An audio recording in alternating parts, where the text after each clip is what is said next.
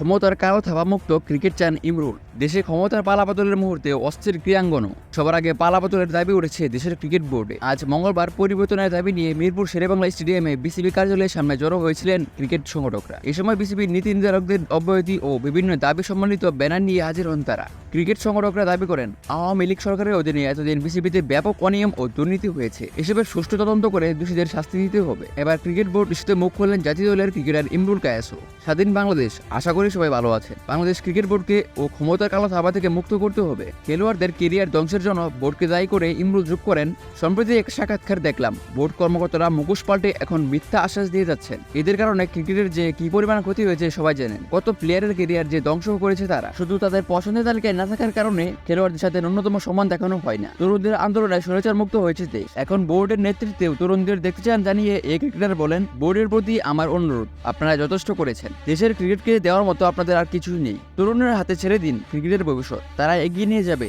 তাদের হাত ধরেই আসবে বড় সাফল্য, যেখানে মাথা উঁচু করে থাকবে বাংলাদেশ ক্রিকেট, ইনশাআল্লাহ।